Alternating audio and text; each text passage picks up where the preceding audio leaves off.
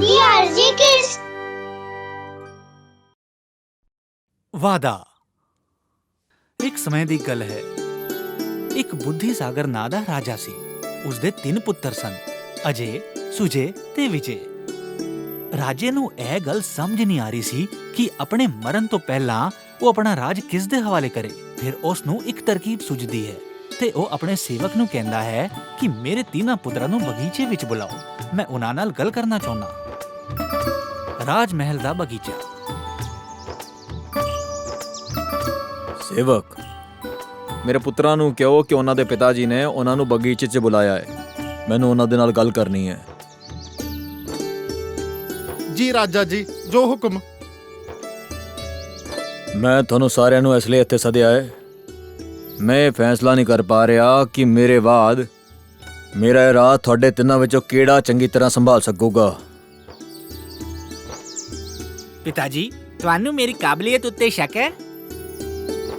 ਪਿਤਾ ਜੀ, ਇਹ ਕੀ ਗੱਲ ਕਰ ਰਹੇ ਹੋ? ਪਿਤਾ ਜੀ, ਤੁਸੀਂ ਜ਼ਰੂਰ ਕੁਝ ਚੰਗਾ ਸੋਚਿਆ ਹੋਵੇਗਾ, ਤੁਸੀਂ ਦੱਸੋ।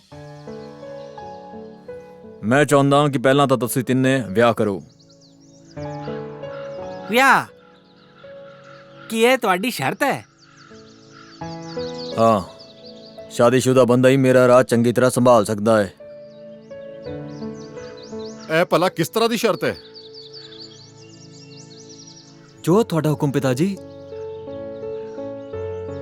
ਰਾਜੇ ਦੀ ਇਹ ਸ਼ਰਤ ਸੁਣ ਕੇ ਅਜੇ ਤੇ ਸੁਜੇ ਨਿਕਲ ਪਏ ਆਪਣੀ ਆਪਣੀ ਵੋਟੀ ਦੀ ਤਲਾਸ਼ ਵਿੱਚ।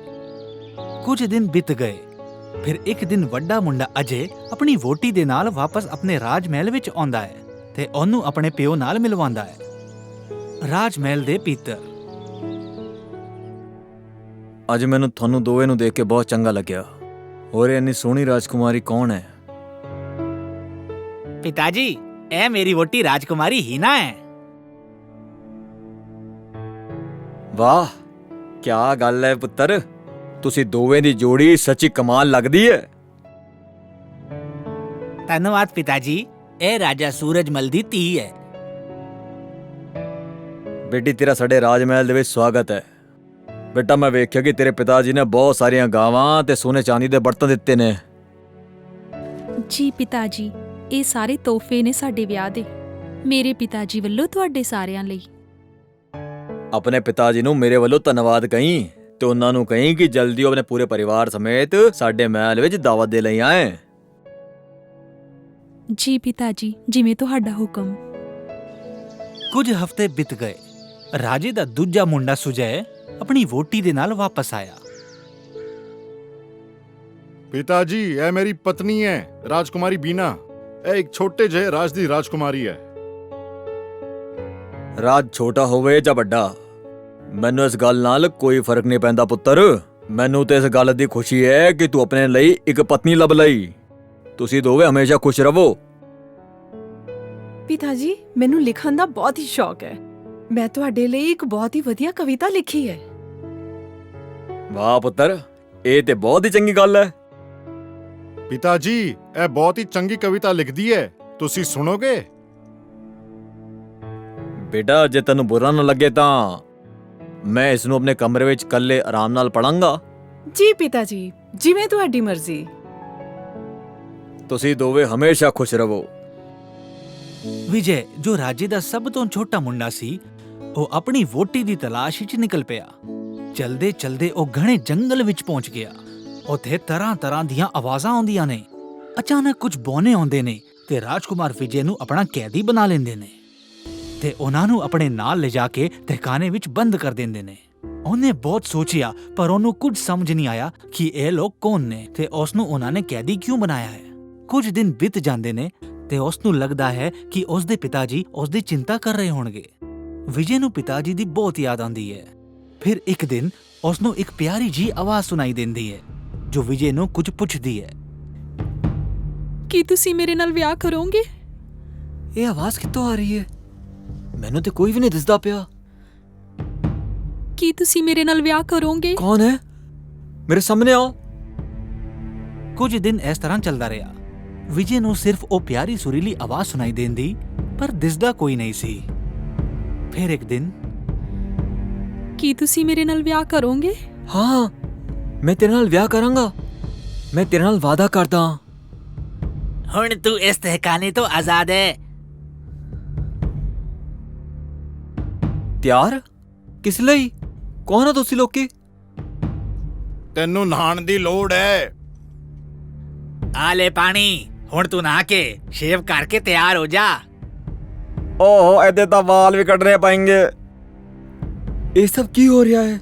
ਤੈਨੂੰ ਸਾਡਾ ਧੰਨਵਾਦ ਕਰਨਾ ਚਾਹੀਦਾ ਕਿ ਹੁਣ ਤੂੰ ਸਾਡਾ ਬਣਦੀ ਨਹੀਂ ਹੈ।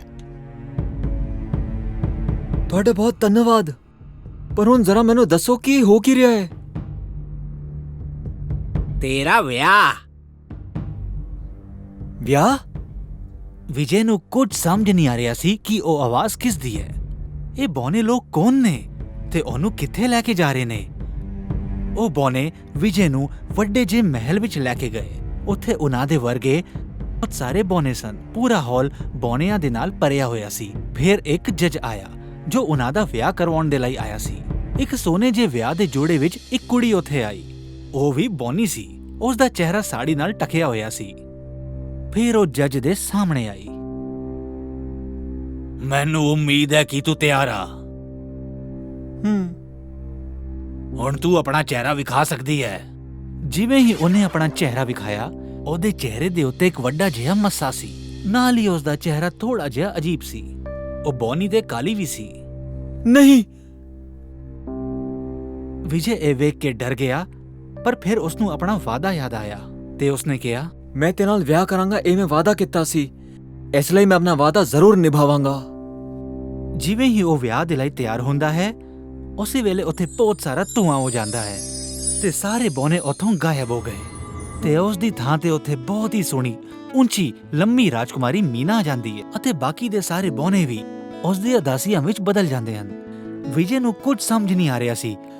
ਉਦੋਂ ਹੀ ਇੱਕ ਆਵਾਜ਼ ਸੁਣਾਈ ਦਿੰਦੀ ਹੈ, ਮੇਰੇ ਸਵਾਮੀ, ਸਾਡੇ ਬੁਰੇ ਵਤੀਰੇ ਕਰਕੇ ਸਾਨੂੰ ਸ਼ਰਾਪ ਮਿਲਿਆ ਹੋਇਆ ਸੀ ਤੇ ਇਹ ਬੜਾ ਜ਼ਰੂਰੀ ਸੀ ਕਿ ਕੋਈ ਸਾਡੇ ਨਾਲ ਵਾਅਦਾ ਕਰਕੇ ਨਿਭਾਏ ਸ਼ਰਾਪ ਹਟਾਉਣ ਦੇ ਲਈ, ਤੇ ਅਸੀਂ ਆਪਣੇ ਅਸਲੀ ਰੂਪ ਵਿੱਚ ਆ ਸਕਦੇ ਸੀ। ਤੁਹਾਡਾ ਬਹੁਤ-ਬਹੁਤ ਧੰਨਵਾਦ ਜੋ ਤੁਸੀਂ ਆਪਣਾ ਵਾਅਦਾ ਨਿਭਾਇਆ। ਕੁਝ ਦਿਨਾਂ ਦੇ ਬਾਅਦ ਜਦੋਂ ਵਿਜੇ ਆਪਣੀ ਵੋਟੀ ਮੀਨਾ ਨੂੰ ਆਪਣੇ ਰਾਜ ਮਹਿਲ ਲੈ ਕੇ ਜਾਂਦਾ ਹੈ,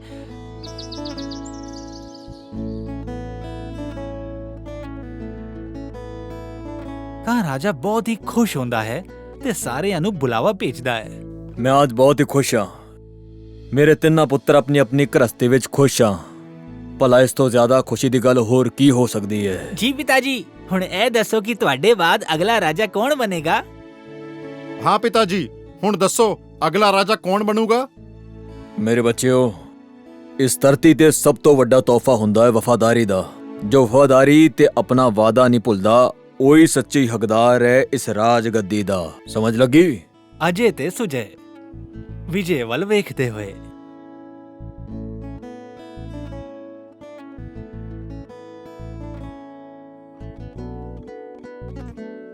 ਤੁਸੀਂ ਕਹਿਣਾ ਕੀ ਚਾਹ ਰਹੇ ਹੋ ਪਿਤਾ ਜੀ?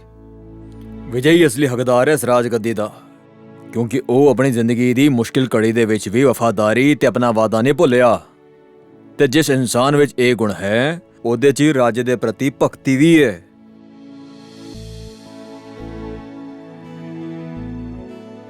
ਨਿਸ਼ਠਾ ਤੇ ਵਾਅਦਾ ਸਭ ਤੋਂ ਉੱਤੇ ਹੈ।